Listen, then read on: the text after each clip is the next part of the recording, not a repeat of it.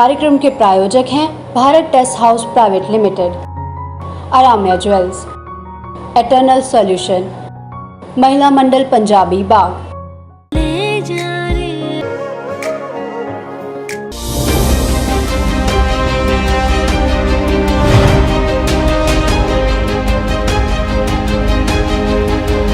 चलता रहूँगा पथ पर, चलने में माहिर बन जाऊँगा, या तो मंजिल मिल जाएगी या फिर मुसाफिर बन जाऊँगा। नमस्कार, आप देख रहे हैं अग्रवैश्य आवाज़ का खास कार्यक्रम समाज अग्रणी और मैं हूँ आपके साथ मानसी। और आज हमारे साथ संयोजक व्यवसायिक प्रकोष्ठ दिल्ली भाजपा के अध्यक्ष और ना जाने कितने सामाजिक, राजनीतिक, धार्मिक संस्थानों के अग्रणी नरेश कुमार एरन जी हैं। तो आइए बात करते हैं उनसे। सर, मैं अब आपके सफ़र के बारे में जानना चाहूँगी, जो अब तक का सफ़र रहा और आज आप जिस मुकाम पर हैं उसके बारे में जानना चाहूँगी। पहले तो बहुत बहुत धन्यवाद जी सर कि आपने आज मेरे इंटरव्यू के लिए मेरे पास आए, इसके लिए मैं आपका दिल की गहराइयों से धन्यवाद करता हूँ। और जहाँ तक भी आपका न्यूज़ चैनल की आवाज़ जाएगी या ये फिल्म जाएगी, वहाँ तक सारे देशवासियों को मैं नमस्कार करता हूँ, सभी को प्रणाम करता हूँ, सभी को राम राम करता हूँ। जैसा कि आपने कहा कि दिल्ली प्रदेश भारतीय जनता पार्टी व्यवसायिक प्रकोष्ठ का संयोजक होने के नाते या अन्य जो भी धार्मिक संस्थाएं हैं, राजनीतिक संस्थाएं हैं या सामाजिक संस्थाएं हैं, उनमें किसी न किसी पद पर समाज ने मुझे बिठाया है। तो मैं इस पूरे समाज का, जिसमें मैंने जन्म लिया, उस समाज का भी, और मेरे आसपास जहाँ मैं बड़ा हुआ, जहाँ मैं पला, जहाँ मैं बड़ा हुआ, उस समाज का भी, और उसके बाद भारतीय जनता पार्टी का दिल की गहराइयों से धन्यवाद करता हूँ कि उन्होंने मुझे इस लायक समझा और मुझे दिल्ली प्रदेश का व्यवसायिक प्रकोष्ठ का संयोजक बनाया। सर, मैं अब बात करूंगी, जैसे आप कई संस्थानों से जुड़े हैं, राजनीतिक, आर्थिक, कई सारी संस्थानों से भी जुड़े हैं, और जो आज आपका राजनीतिक क्षेत्र पे जो पद है उसके बारे में बात करना चाहूँगी। साथ ही साथ आगे की आपकी क्या इच्छा है उसके बारे में जानना चाहूँगी। देखिए, मेरा बहुत स्पष्ट कहना है, यदि आप इस भारत को सुंदर देखना चाहते हैं तो सबसे पहले आपको अपना घर सुंदर बनाना पड़ेगा, उसके बाद अपना पड़ोस सुंदर बनाना पड़ेगा, उसके बाद अपना मोहल्ला सुंदर बनाना पड़ेगा, उसके बाद जिस नगर में हम रहते हैं उसको सुंदर बनाना पड़ेगा, फिर जिस स्टेट में हम रहते हैं उसको सुंदर बनाना पड़ेगा, और उसके बाद ही हमारा देश सुंदर बनेगा। तो इसलिए सर्वप्रथम जिस समाज में मैंने जन्म लिया है, मैं वैश्य समाज में पैदा हुआ हूँ, तो मैं सबसे पहले चाहूँगा कि मेरे वैश्य समाज का उत्थान हो। फिर उसके बाद जिस, मैंने पहले भी कहा कि जहाँ मैं पला बड़ा हुआ हूँ, अपना ये सामाजिक जीवन है, यहाँ हर तरह के हमारे इस क्षेत्र के अंदर 36 जातियों के यहाँ प्रतिनिधित्व होता है, सभी से मिलना जुलना होता है, उन सब का विकास हो, उन सब की समस्याएं दूर हो। मैं बचपन से, अमित भाई भी मुझे जानते हैं और जो भी मुझे जानता है, मेरे बचपन से एक ही सिद्धांत रहा है कि मैं सभी का काम करता हुआ आगे बढ़ूँ। मुझे इस बात से कोई वो नहीं होती कि मेरा एक ही लक्ष्य होता है, यदि मैं कर पाने में सक्षम हूँ तो मैं उस काम को जरूर करूँगा। जैसे कि अब आप ये लगाइए कि भारतीय जनता पार्टी ने मुझे दिल्ली व्यवसायिक प्रकोष्ठ का अध्यक्ष बनाया, ये कोई बहुत बड़ी वो नहीं है, लेकिन इसमें काम करने का इतना बड़ा क्षेत्र है कि मैं आपको बता नहीं सकता। अब लोगों में पहचान है, अब लोग जानने लगे कि ये व्यवसायिक प्रकोष्ठ है क्या। क्योंकि मैंने एक रेडी वाले का भी काम कर सकता हूँ, मैं एक पटरी वाले का भी काम कर सकता हूँ, मैं एक 2000 की नौकरी, 5000 की नौकरी करने वाले का भी कार्य कर सकता हूँ, उनको अपने साथ जोड़ सकता हूँ, और 10 लाख की सर्विस करने वाले को भी जोड़ सकता हूँ। इस तरह 2000 रुपये जो कमाता है उसको भी जोड़ सकते हैं, और 10 लाख रुपये डेली कमाता है उसको भी जोड़ सकते हैं। तो इतना बड़ा कार्य क्षेत्र है, मुझे काम करना है। मैं व्यवसायियों का, हर उस व्यक्ति का काम करना चाहता हूँ जो भी दुखी है, जो भी किसी तरह दिक्कत में है। मैं जाऊँगा, मैंने प्रदेश अध्यक्ष को भी कहा, अभी आपने देखा होगा जब ये भी कोरोना की तीसरी वेव दिल्ली के अंदर आई, सब कुछ त्राहीमाम था, सब कुछ बंद हो गया था। इस बंद होने से वेंकट हॉल, शादियाँ हमारी बाहर जा रही थी, मैंने अपने विषय को उठाया, मैंने इस विषय को दिल्ली सरकार के उसमें भी उठाया। मैं भारतीय जनता पार्टी के प्लेटफार्म के ऊपर भी लेके गया। मैं माननीय आदेश गुप्ता जी जो हमारे दिल्ली प्रदेश के, उनसे मिला।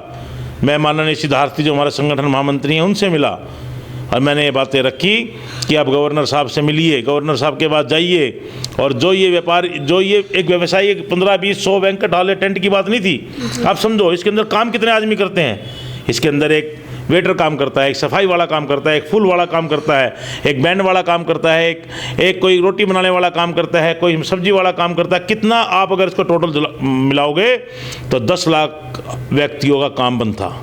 मैंने इस बात को रखा और माननीय हमारे दिल्ली प्रदेश अध्यक्ष ने, दिल्ली के गवर्नर साहब ने और भारत के होम मिनिस्टर साहब ने हमारी बात सुनी और मैं इनका दिल की गहराइयों से धन्यवाद करूंगा कि दिल्ली का व्यवसाय दोबारा काम पे लौटा। अब आपने देखा होगा शादी हमारी हो रही है, नहीं सारी शादियाँ हमारी राजस्थान में, हरियाणा में, यूपी में जानी शुरू हो गई थी, क्योंकि गरीब शादी भी एक होना ना, आप देखो इसको पता नहीं क्यों इस चीज़ से बाहर रख दिया कि शादी जरूरत की चीज़ नहीं है।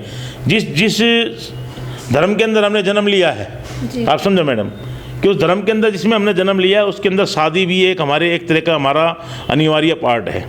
जन्म लिया, शादी हुई, उसके बाद मृत्यु, 3-4 चीज़ें ही हमारे बीच में हमारा पड़ाव है। ये शादी को अनिवार्य नहीं था, शादी के लिए 20 लोग में कहाँ से घर में कर लेंगे, 50 घर का घर है, 25 घर का घर है, कहाँ शादी होंगी घर में। मैंने बात रखी और इसकी बात सुनी गई। कहने का मतलब ये नहीं कि 76 काम करने की बात थी, भाई मैं काम कहाँ करना चाहिए, तो मैंने इसको अपनी ड्यूटी समझी, मॉरल ड्यूटी समझी। मेरे पास बैंक के डाल के एसोसिएशन वाले भी आए, सब आए, लेकिन मैंने कहा हमें कुछ नहीं, हमारी मॉरल ड्यूटी बनती है। हमने उस काम को आगे बढ़ाया। जैसे आप शराबबंदी की बात करते हैं दिल्ली सरकार की, आप शराबबंदी होनी चाहिए या नहीं होनी चाहिए, मैं इस बात पर नहीं जाऊँगा।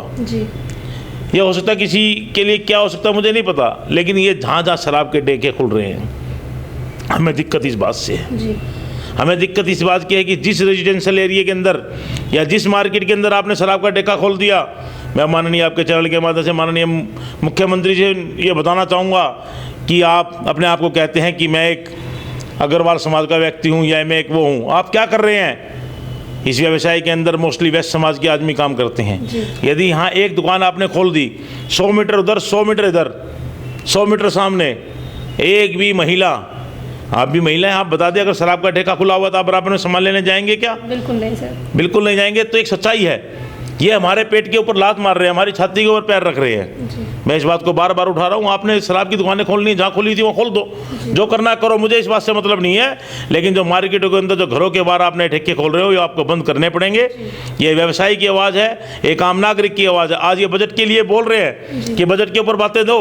अरे आप शराब के ऊपर भी एक बार राय मुशावरा कर लो, ले लो अपने भारत, आपका चैनल, आप जा जाके पूछिए जहाँ शराब के ठेके खुले उनके आगे पीछे बराबर में पूछिए जाके कितना दुखी हैं। हर परसों तो हद ही कर दी, एक सीमाई लांग दी, एक के साथ एक बोतल फ्री। मतलब क्या बताना चाहते हैं लोगों को कि शराब पिए आप घर जा जाके, उसमें नहाए, एक के साथ एक फ्री। कहाँ तो गवर्नमेंट इसके ऊपर एक्साइज बढ़ाती है, कहाँ गवर्नमेंट इसको भी कम से कम ये ना लोग बाग पिए इसको रोकना चाहती है, और हमारे यहाँ उल्टा हो रहा है दिल्ली के अंदर। तो मैं चैनल के माध्यम से तो ये बातें जो है ना, एक अपने अंदर की एक बहुत बड़ी पीड़ा है जी। जिस धर्म में या जिस समाज में मैंने जन्म लिया है उसकी पीड़ा है। मैं आपको व्यक्त कर रहा हूँ मैं जी। ऐसे ही कल मेरे को दिल्ली अखिल भारतीय दिल्ली प्रदेश जी का मुझे अध्यक्ष बनाया जी। इसके अंदर सबसे पहले इसके हमारे राष्ट्रीय जो अध्यक्ष रहे हैं बनारसी दास गुप्ता जी रहे, जो पूर्व मुख्यमंत्री रहे हरियाणा के जी। उसके बाद रामदास जी रहे, जो 5 बार 3 से MP भी रहे, भारतीय जनता पार्टी के प्रदेश अध्यक्ष राजस्थान में रहे, और आजकल इसके डॉक्टर गिरीश सांघी जी इसके हैं जो कांग्रेस पार्टी से राज्यसभा के सांसद होते थे, वो आजकल हमारे राष्ट्रीय अध्यक्ष हैं। और श्री उमेश अग्रवाल जी जो गुड़गांव से BJP के विधायक थे, उन्होंने मिलकर ये जिम्मेवारी दिल्ली प्रदेश की मुझे दी। आपके चैनल के माध्यम से कल ही मुझे इस काम का पदभार मिला है। तो इसके अंदर भी बहुत भावी योजनाएं मैंने ली है कि हमें क्या करना चाहिए। हमें जो हम बेसिक थे, हमें दादी और नानी का समय वापसी लेके आना है जी। क्योंकि जैसे आदरणीय प्रधानमंत्री जी हमारे कहते हैं कि सिंगल यूज़ प्लास्टिक हमें दूर करना है। आप सिंगल यूज़ प्लास्टिक कैसे दूर करेंगे? पहले जगह जगह आपको प्याऊ मिलती थी पानी पीने के लिए, आज आपको बोतल पीते और फेंक देते हो। तो मेरे मन की ये अभिलाषा है। मैंने कल भी अपने प्लेटफार्म पर जो अखिल भारतीय वैश्य महासम्मेलन के प्लेटफार्म पर जो दिल्ली प्रदेश की कल हमारी बैठक हुई थी, इसमें मैंने रखा था कि मैं कम से कम 75 जगह, क्योंकि 75वां ये अमृत महोत्सव चल रहा है, हमारा वर्ष है, आज़ादी के 75 साल पूरे हो रहे हैं। किसी पार्टी पॉलिटिक्स की बात नहीं है, देश का प्रधानमंत्री सबका है, दिल्ली का मुख्यमंत्री सबका है, तो कोई से राजनीति से न जोड़े। तो ये प्रधानमंत्री जी ने जो एक अमृत महोत्सव चला रखा है, ये वर्ष में अमृत महोत्सव का जो वर्ष है, ये तो इसके अंदर हम जो भी कार्य करेंगे 75 से ही उसको रखेंगे। जैसे 7500 मेंबर जोड़ना चाह रहे हैं, 7500 हम वृक्ष लगाना चाह रहे हैं, 75 जगह हम प्याऊ लगाएंगे। प्याऊ का मतलब मैंने क्यों सोची कि सिंगल यूज जो प्लास्टिक हम दूर करना चाह रहे हैं, जब आपको पानी पीने को मिलेगा तो वहाँ पानी पिएंगे लोग, हम स्टील का गिलास का यूज करेंगे और उसको धोएंगे और उसी गिलास के अंदर पानी पिलाएंगे। जो पहले चलता था, हमें पैटर्न पे जाना पड़ेगा, या तो हुक से पानी पिएंगे या गिलास से पानी पिएंगे। प्लास्टिक हम कहीं भी यूज नहीं करेंगे, कोशिश करेंगे कि कम से कम प्लास्टिक हम यूज करें। इस तरह जो गरीब बच्चे हैं उनको नौकरी देने की बात करेंगे, गरीब ज़रूरतमंद कन्याएं उनकी शादी की बात करेंगे। यह एक हमारे समाज के अंदर जो सबसे बड़ी आज विडंबना है कि आजकल है ना तलाक बहुत होने लगे हैं। आजकल तो हदिया होने लगी, 8-10 साल के बाद भी शादियाँ टूट रही हैं। तो इसके ऊपर भी हम सोच रहे हैं कि समाज में सुधार आना चाहिए। जी सर, मैं अब आपके व्यक्तित्व के बारे में बात करूंगी। जैसे आपका जो व्यक्तित्व है कई लोगों के लिए आदर्श बना हुआ है, और अब मैं आपके आदर्श की बात करूंगी कि आप अपना इंस्पिरेशन किसे मानते हैं? देखिए जी, मैंने पहले भी आपको अभी चर्चा की थी, मैं हनुमान जी का एक सेवक लगाओ भगत लगाओ जी। और सबसे ज़्यादा तो मैं अपनी जो जननी है, जिस माता ने मुझे जन्म दिया है, मैं उसे अपना आदर्श मानता हूँ, अपने माता और पिता को, कि मेरी माता ने ही मुझे इस समाज सेवा के अंदर प्रेरणा दी। उन्होंने एक वाक्य मुझे बार बार याद आता है कि किसी का मन मत दुखाना। अगर सच्ची समाज सेवा आप समझ रहे हो, आप किसी का दिल मत दुखाओ, ये एक सेवा है। आपसे कोई बात करना चाहता है, आपके पास कोई आया है, हर एक जरूरतमंद आदमी आता है, उसको आप काम संसार में कोई सबका नहीं कर सकता। भगवान एक ऐसी चीज़ है जो सबका काम कर सकते हैं। मैं सबका काम नहीं कर सकता, लेकिन अगर आप उनको मीठे वजन बात करेंगे, मीठी बातें करेंगे, और जो मेरे में क्षमता है, मेरी मदर ने मुझे एक बात समझाई थी, मेरी माँ ने, कि जो तू कर सकता हो काम कर दो। और उसी की आज दया से, नहीं, बहुत सिंपल परिवार से हूँ मैं, एक साधारण से परिवार में पैदा हुआ। हम नांगली में, मैं पुराने हरियाणा के रहने वाले हैं। मेरा मतलब पिछले 50 साल 60 साल से हम दिल्ली में रहते हैं।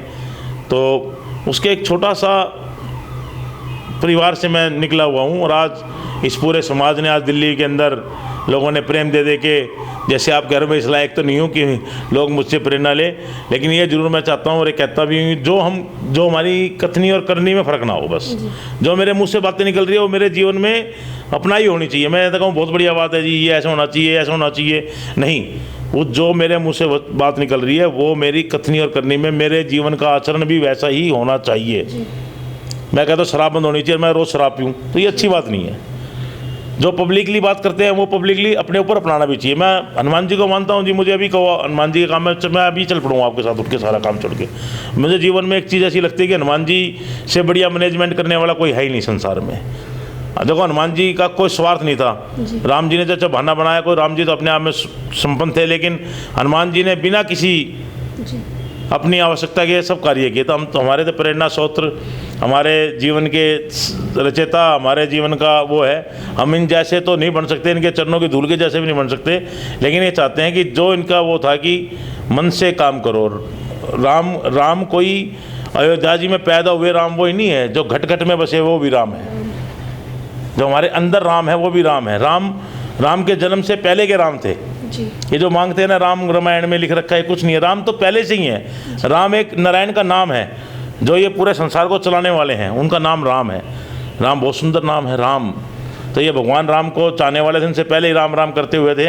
तो कह रहे राम का नाम रखा गुरु वशिष्ठ ने रखा, नहीं, मैं तो कह रहा हूँ राम का नाम मेरे प्रभु हनुमान जी ने रखा, क्योंकि इनके मन में राम थे, तन में राम थे। तो उन्होंने राम से पहले ही अयोध्या जी पहुँच गए थे। राम के जन्म से पहले ही तो राम का नाम देने वाले हनुमान जी हैं। तो ऐसे भक्त जिनके स्वामी भी संसार में नहीं आए, उससे पहले उनकी पूजा करनी शुरू कर दी। तो ऐसा व्यक्तित्व होना चाहिए जो कि निस्वार्थ भाव से समाज की सेवा करें। इन्हीं कामों में मैं चलना चाहता हूँ, इन्हीं कामों में आगे बढ़ना चाहता हूँ। मेरे अंदर बहुत ज़्यादा मैं छपलकट की बात नहीं कर सकता, सब भी जानते हैं। मुंह पे कहने वाला व्यक्तित्व हूँ मैं, इसलिए हो सकता है आज बहुत पीछे हूँ, हो सकता है इससे 100 गुना आगे होता। मेरे पास नहीं है जी। मैं अगर कोई गलत बात है तो मुंह पे कहता हूँ जी अगले की, भाई मुझे अच्छी नहीं लग रही है, देख लो आप, ये बात है जी, ये मेरा व्यक्तित्व है। सर, मैं अब बात करूंगी, जैसे जो आपका जीवन रहा उसमें काफ़ी उतार चढ़ाव आए और काफ़ी संघर्ष से भरा रहा, और अपने जीवन को देखते हुए लोग कुछ ना कुछ अनुभव लेते हैं। तो आप लोगों को क्या शिक्षा देंगे कि वो कैसे सही और गलत रास्ते को चुनें? देखिए, ये विषय, उतार चढ़ाव वाला विषय संसार में कोई ऐसी चीज़ नहीं है। भगवान से ही प्रेरणा ले लो ना जी। देखो, हम दो भगवान को ज़्यादा जानते हैं, भगवान राम को और भगवान कृष्ण को। बाकी बहुत देवी देवता हैं हमारे, जिनके बारे में शंकर भगवान जी हैं, बहुत चीज़ें हैं, लेकिन उनका जीवन देखो ना, जब संपूर्ण कला, कृष्ण भगवान संपूर्ण कला लेके 16 की 16 कला में पैदा हुए। इस ये जो भौतिक संसार है ना, इसके अंदर उतार चढ़ाव का जीवन में तो एक पड़ाव है ही। आप ये समझ लो, मोदी जी कहाँ थे, कैसे थे, आज मोदी जी देश के प्रधानमंत्री हैं जी। आप उतार चढ़ाव तो इनकी जीवन से देखो, मुख्यमंत्री रहे, मुख्यमंत्री सीधे प्रधानमंत्री बन गए। उससे पहले क्या क्या इन्होंने संघर्ष नहीं किया, कभी हरियाणा में, कभी दिल्ली में, कभी पंजाब में, कितना इनका व्यक्तित्व रहा है। तो ये उतार चढ़ाव तो एक संघर्ष की बात है, लेकिन मैं तो कहता हूँ हनुमान जी की बड़ी कृपा रही है। एक बात मैं ज़रूर आपके चैनल के माध्यम से सभी को कहूँगा कि जितना समय मिले आपको सामाजिक जरूर होना चाहिए, क्योंकि यदि आपके अंदर कोई टेंशन आएगी तो ये समाज ही जो है ना जी, आपकी टेंशन को दूर कर सकता है। एक सच्चे मित्र का सहारा अपने परिवार से भी ज़्यादा है। तो मित्र भी आपके होने चाहिए, परिवार भी होने चाहिए, परिवार को ही पालो। उतार चढ़ाव जीवन में आएगा, लेकिन उसके हंसते हुए एक मोटिव होना चाहिए, एक उद्देश्य होना चाहिए कि मेरा उद्देश्य ये है कि मैं संसार में आया। मेरी माँ ने मुझे सिखाया किसी का दिल नहीं दुखाना। मुझे कितनी भी दिक्कत आती है तो मेरा ये रहता है कि यार मेरी जय दिल ना दुखे। कई बार लोग कहते हैं डर गया यार, इससे डरा नहीं, मैं डरता नहीं। मेरा मन है कि हो सकता हो ठीक हो किसी कारण से, तो मैं इसलिए चाहता हूँ कि मैं किसी का मन नहीं दुखाऊँ, दिल नहीं दुखाऊँ। मेरी माँ ने मुझे सिखाया है। अगर इस संसार में यदि आपको एक बात और मैं इस चैनल के माध्यम से बता रहा हूँ आपको, कि अगर साक्षात भगवान देखना है तो अपने माँ बाप के अंदर देखें। आज मेरी मदर भी नहीं है, मेरे फादर भी नहीं है, मुझे महसूस होता है कि संसार में यदि भगवान है तो जन्म देने वाले दोनों हैं। यदि इनकी सच्चे मन से जो बच्चा, मैं कह रहा हूँ, अगर सेवा कर लेगा, अगर आज मैं इस मुकाम पे हूँ तो इनका इतना बड़ा योगदान, इनका सिर पर जो आशीर्वाद मिलता था वही आशीर्वाद आज काम कर रहा है। जी मैडम। सर, अब मैं बात करूंगी जैसे जो भारतीय जनता पार्टी देश ही क्या विदेशों में भी अपना परचम लहरा रही है। अब मैं बात करूंगी जैसे जो हमारे माननीय प्रधानमंत्री जी नरेंद्र मोदी जी हैं, उनके नेतृत्व में आप पार्टी को कितना मजबूत आधार देंगे, उसके बारे में बात करूंगी। देखिए जी, सबसे पहले तो मैं उस पार्टी का सिपाही हूँ जी। मोदी जी जैसा व्यक्ति मुझे नहीं लगता कि इस धरा पर दोबारा कोई आएगा जी। क्योंकि हमारा ये जो भौतिक संसार है ना, ये जीवांत आदमी को कम पहचानता है। जितने भी उदाहरण देख लें आप, जो भी महान हस्तियाँ हैं, सरदार पटेल को देख लें, नेताजी सुभाष चंद्र बोस को देख लें, महात्मा गांधी जी को देख लें, किसी को भी देख लें, हम जीवांत उसको पहचान नहीं पाते। ये मैं आपको लिख के दे सकता हूँ, ये बिल्कुल गारंटी से कह सकता हूँ कि मोदी जी किसी न किसी संत का अवतार हैं जी। जो उनकी सोच है, जो कार्य कर रहे हैं, वो दूसरे व्यक्ति की सोच भी नहीं हो सकती। जहाँ हमारी और आपकी सोच खत्म होती है, वहाँ तो मोदी जी की सोच शुरू होती है। कितना बड़ा विजन है, आज ये क्या कर रहे हैं हम नहीं सोच पा रहे। इनका इतना बड़ा विजन है कि आने 2024 में हम एक महाशक्ति इस पूरे विश्व में होगी, मोदी जी के नेतृत्व में होंगे। और मोदी जी जो कार्य कर रहे हैं वो कार्य अपने आप में एक महान कार्य है। और मैं तो कहता हूँ सबको मोदी जी की पॉलिसी पे चलना चाहिए। विपक्ष का काम है, विपक्ष होना चाहिए, विपक्ष अपना काम करें जी। क्योंकि मैंने पहले भी कहा है कि संपूर्ण कार्य तो ब्रह्मा जी ही वो कर सकते हैं, भगवान ही कर सकते हैं। भगवान ने भी कोई ना कोई जीवन में कहीं ना कहीं हो रही होंगी त्रुटियाँ, तो जीवन है ये। लेकिन मोदी जैसा महान संत दोबारा इस धरा पे होगा।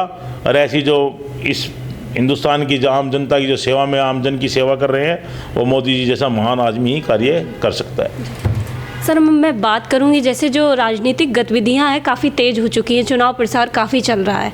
अब मैं बात करूंगी जैसे जो भारतीय जनता पार्टी है दिल्ली में, आदेश गुप्ता जी जो हैं, उनके साथ मिलकर आप क्या कदम उठाएंगे?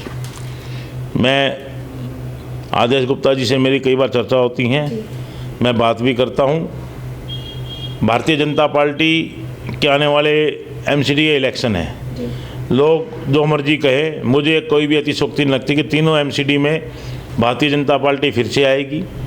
अमित शाह जी का जो विज़न है, उस विज़न को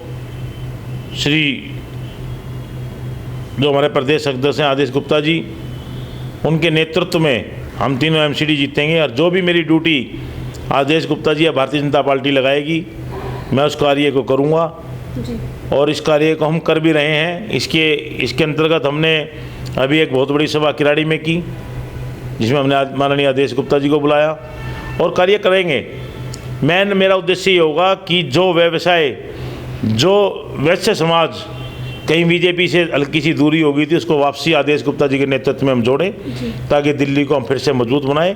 जो एक वैश्य समाज परंपरागत वोटर भारतीय जनता पार्टी का रहता था, उसको दोबारा वापसी मुख्य धारा में लेके आकर और भारतीय जनता पार्टी के साथ जोड़ना है। इस उद्देश्य के साथ हम काम कर रहे हैं।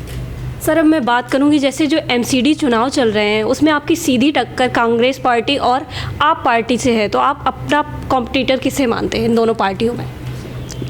देखिए, आप बात वही है ना जी कि आम आदमी पार्टी ये फ्री बांट कर एक्साइज दूसरे रास्ते से निकाल रहे हैं। दिल्ली के अंदर सबसे ज़्यादा पब्लिक मिडिल क्लास आदमियों की ज़्यादा श्रेणी है और मिडिल क्लास आदमी आम आदमी सरकार, दिल्ली सरकार से त्राहिमाम है, दुखी है।